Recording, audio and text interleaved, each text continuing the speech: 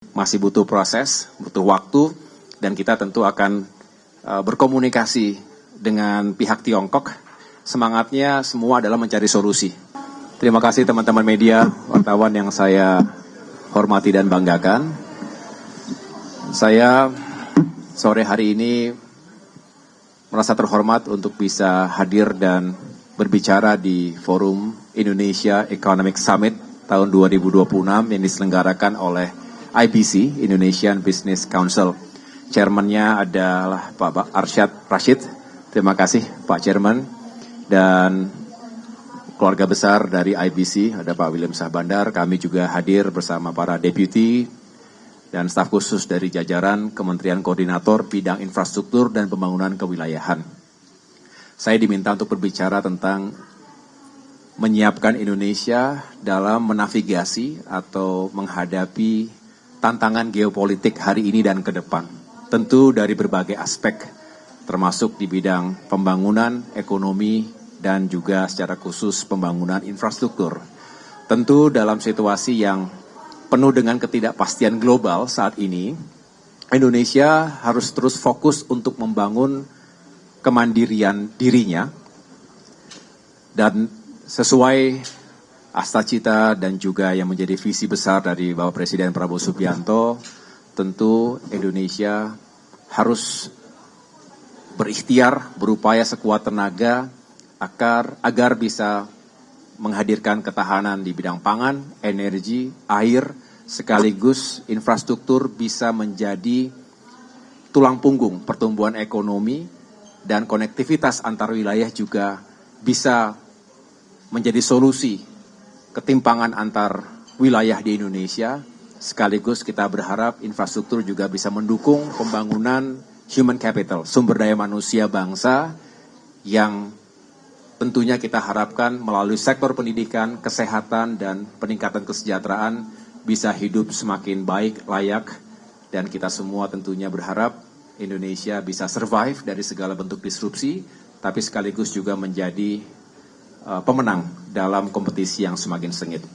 Saya rasa geopolitik hari ini juga terus kita ikuti dengan seksama, dengan dekat, karena setiap saat bisa terjadi kejutan yang luar biasa yang disebabkan oleh perebutan sumber daya alam dan juga pengaruh di tingkat dunia.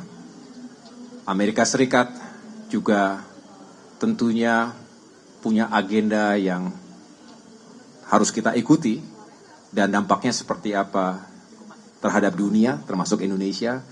Begitu pula great power rivalry, persaingan antara Amerika Serikat dengan Tiongkok ini juga seringkali menghadirkan dinamika dalam hubungan perdagangan, ekonomi, dan juga secara langsung maupun tidak langsung berdampak pada supply chain yang ada di Indonesia dan kawasan kita. Saya tentunya mengucapkan selamat kepada IBC yang telah menyelenggarakan IES ini. Saya rasa ini sebuah forum yang sangat baik, mempertemukan antara kebijakan publik, pemerintah yang juga harus terus didesiminasi ke berbagai kalangan, termasuk ke dunia usaha, private sectors, dan sekaligus kita berharap membangun trust, confidence, kejelasan, karena sebelum kita bisa mengembangkan potensi yang kita miliki, terlebih dahulu kita harus bisa menjelaskan, mengartikulasikan visi misi besar Indonesia ke depan, 20 tahun ke depan, 2045 yang kita harapkan Indonesia bukan hanya keluar dari middle income trap, tapi juga benar-benar bisa bertransformasi ekonominya menjadi negara yang semakin maju dan rakyatnya semakin sejahtera. Saya senang jika nanti IBC bisa terus menghadirkan opportunity untuk hadirnya para investor dari dalam maupun luar negeri, termasuk untuk urusan pembangunan infrastruktur di seluruh wilayah. Saya rasa itu yang dapat saya sampaikan. Terima kasih. Bapak, kemarin di Rakornas di Sentul, Pak, kan Prabowo sudah menyatakan bahwasanya akan mengecarkan program gentingisasi, Pak, gentingisasi. Nah, ini kira-kira apakah akan sejalan dengan program rumah layak huni yaitu di dalam program Tiga Juta Rumah Pak, dan akan bisa mendongkrak industri apa saja Pak kalau boleh tahu? Iya, filosofinya atau semangatnya adalah selain kita ingin mengentaskan housing backlog, 9,9 juta kepala keluarga belum punya rumah sendiri, 26,9 juta kepala keluarga tinggal di rumah yang tidak layak huni. Tentu program pembangunan rumah rakyat, utamanya untuk membantu masyarakat prasejahtera atau berpenghasilan rendah, baik di kota maupun di desa, ini terus kita kawal.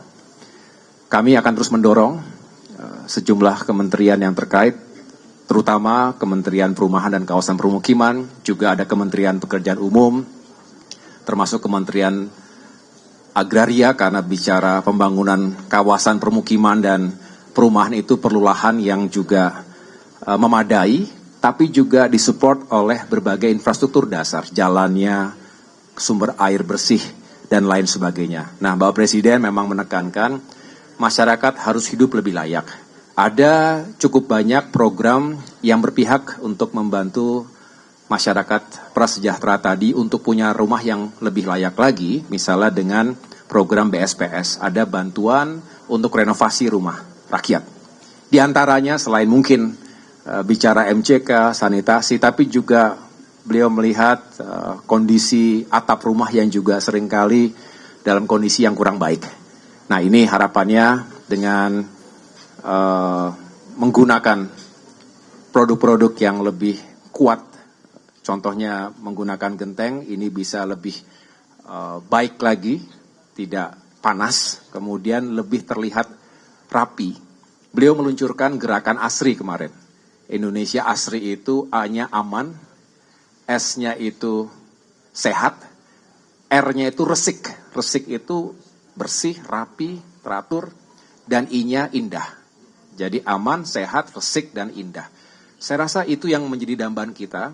Beliau juga kemarin menyampaikan ini bukan hanya untuk membuat masyarakat hidup lebih berkualitas dan merasa nyaman, tinggal di lingkungannya sendiri, tapi juga Indonesia ini punya daya tarik di bidang pariwisata. Keindahan alam kita luar biasa, harus kita syukuri, jangan sampai daerahnya kotor, tidak baik, tidak tertata rapi. Lalu bagaimana kita berharap akan meningkatkan wisatawan, baik itu dalam negeri maupun wisatawan mancanegara. Kita ingin meningkatkan potensi atau peluang pariwisata tadi dengan gerakan Indonesia ASRI.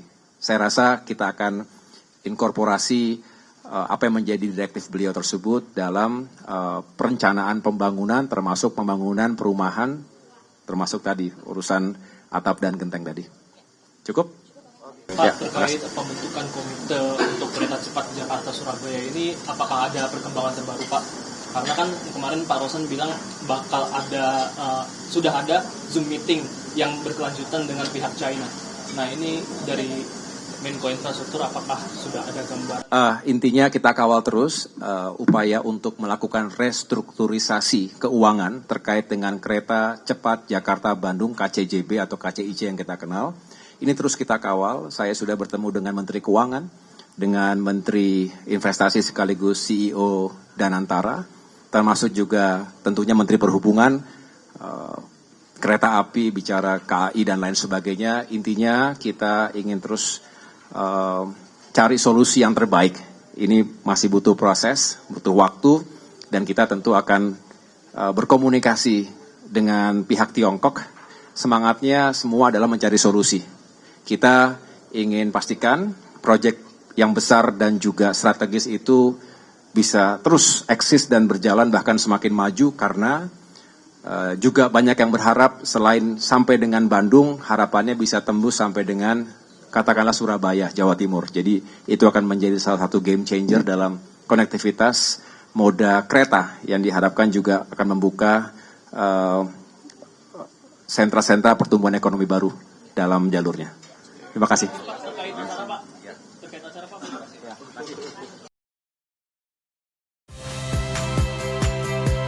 Saya Friska Clarissa.